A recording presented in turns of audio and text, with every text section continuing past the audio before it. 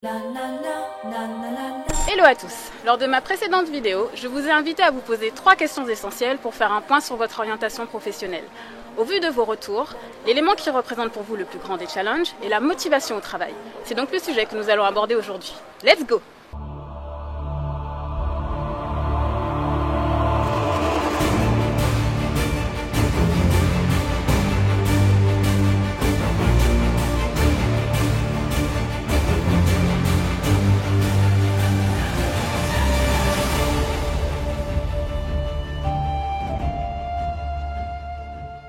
Le premier facteur concerne le sens que vous donnez à votre travail. Pour lui donner du sens, vous devez avoir une bonne compréhension globale de l'activité de votre entreprise et surtout son objectif final. S'agit-il de vendre un produit, ou de vendre un service, ou encore de créer quelque chose d'innovant? Pour atteindre son objectif, l'entreprise a besoin que chacun des collaborateurs joue son rôle et surtout qu'il mette à contribution ses compétences spécifiques. C'est comme les maillons d'une chaîne. Si tous les maillons sont présents, la chaîne est complète. Maintenant, identifiez chacune des missions que vous réalisez. Et pour chaque mission, posez-vous la question suivante. Pourquoi je dois réaliser cette tâche? Comprendre la raison pour laquelle vous réalisez une tâche va vous permettre d'avoir une meilleure compréhension globale des conséquences sur l'entreprise si cette mission n'est pas réalisée consciencieusement.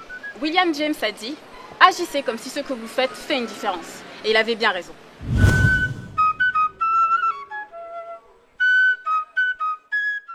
Le deuxième facteur concerne les compétences que vous allez acquérir au cours de votre expérience professionnelle. Par compétences, j'entends savoir-faire, savoir-être et savoir. Que vous soyez en stage, en mission d'intérim ou en CDD, c'est à vous de décider d'apprendre de vos expériences. Ça peut être la maîtrise d'un nouveau logiciel, la découverte d'un nouveau secteur d'activité ou encore comment gérer une situation conflictuelle avec un client. Vous devez vivre chacune de vos situations professionnelles comme étant une opportunité d'apprendre. Plus vous aurez de compétences et plus votre employabilité s'en trouvera décuplée. Je précise quelque chose. Pour acquérir de nouvelles compétences, vous devez sortir de votre zone de confort. Et cela va aller de pair avec des erreurs. Soyez patient. Vivez vos erreurs comme étant une opportunité d'avancer. Allez, osez et relevez de nouveaux défis.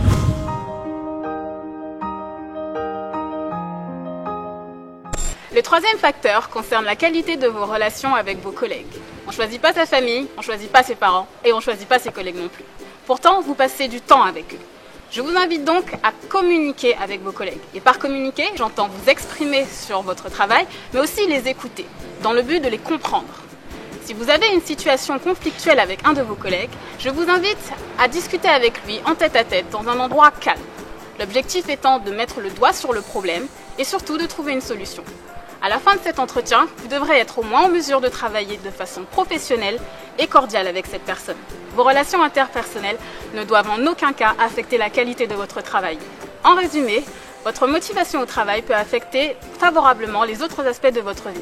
Par exemple, après une journée satisfaisante au travail, vous serez beaucoup plus motivé pour gérer les devoirs de vos enfants et passer un moment agréable en famille.